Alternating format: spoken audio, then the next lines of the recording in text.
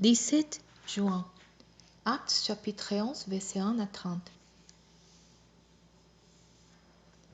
Les apôtres et les frères qui habitaient la Judée apprirent que les non-juifs venaient d'accepter la parole de Dieu. Et dès que Pierre fut de retour à Jérusalem, les croyants d'origine juive lui firent des approches. Comment, lui dirent-ils, tous entrechés des incirconcis et tous mangés avec eux. Mais Pierre se mit à leur exposer point par point ce qui s'était passé. Pendant mon séjour à Jaffa, dit-il, j'étais en train de prier quand je suis tombé en extase et j'ai en vision une sorte de grande toile tenue aux autres quatre coins et descendue du ciel était venue tout près de moi. J'ai regardé attentivement ce qu'il y avait dedans et j'ai vu des quadrupèdes, des bêtes sauvages, des reptiles et des oiseaux. J'ai entendu alors une voix qui me disait, lève-toi, fier, tous ces bêtes et mange-les. Mais j'ai répondu, oh non, Seigneur, que jamais de ma vie je n'ai rien mangé de soulet ou d'impur. La voix céleste s'est fait entendre une deuxième fois. Ce que Dieu a déclaré pour, ce n'est pas à toi de les considérer comme impurs. Cela est arrivé 3 fois, puis tout a disparu dans le ciel. Et voilà qu'au même moment, 3 hommes sont arrivés à la maison où nous nous trouvions. Ils venaient de Césarée et avaient été envoyés vers moi. Alors l'Esprit me dit d'aller avec eux sans hésiter. Je pris donc avec moi les 6 frères que voici, et nous nous sommes rendus chez cet homme. Celui-ci nous a raconté qu'un ange lui était apparu dans sa maison et lui avait dit, envoyez quelqu'un à Jaffa pour faire venir chez toi Simon, surnommé Pierre, et te dira comment toi et tous les tiens vous serez sauvés. J'ai donc commencé à leur parler quand l'Esprit Saint est descendu sur eux, de la même manière qu'il était descendu sur nous au commencement. Aussitôt, je me suis souvenu de cette parole du Seigneur.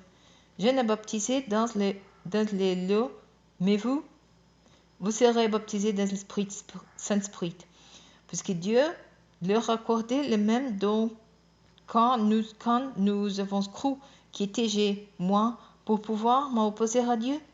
Ces récits, les apostles et-ils loueront Dieu et diront, Dieu aussi donnait aux non-juifs des changeurs pour recevoir la vie.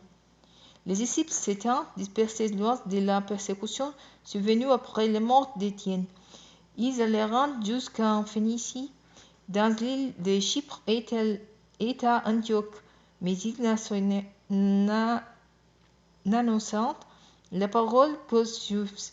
Toutefois, quelqu'un d'entre eux qui était originaire de Chypre et de Cyrène se rendirent à Antioche et s'adressant aussi aux non-juifs en leur annonçant le Seigneur Jésus. Or le Seigneur était avec eux. Un grand nombre de personnes courant et se convertirent au Seigneur. Bientôt l'église qui était à Jérusalem apprit la nouvelle. Elle envoya Barnabas à Antioche. À son arrivée, il constata ce que la grâce de Dieu avait accompli et il en fut rempli de joie. Il encouragea donc tous les croyants à rester fidèles au Seigneur avec une ferme assurance. Barnabas était en fait un homme bienveillant, rempli d'Esprit Saint et de foi, et un grand nombre de personnes s'attachèrent au Seigneur. Barnabas se rendit alors à Tars pour y chercher Saül. Quand il le trouvait, il l'amena avec lui à Antioche. Ils passèrent toute une année à travailler ensemble dans l'église et enseignant beaucoup de gens.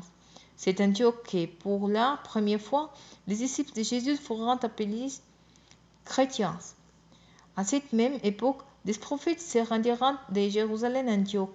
L'un d'eux, nommé Agabus, se leva et prédit sous l'inspiration de l'Esprit qu'une grande famine servirait bientôt dans le monde entier. Il eut lieu, en effet, sous le règne de l'empereur Claude. Les disciples d'Antioche décidèrent alors de donner, chacun selon ses moyens, et d'envoyer des secours aux frères qui habitaient la Judée. C'est ce qu'ils firent. Ils envoyèrent leurs dons responsables de l'Église par l'intermédiaire de Barnabas et de Saül.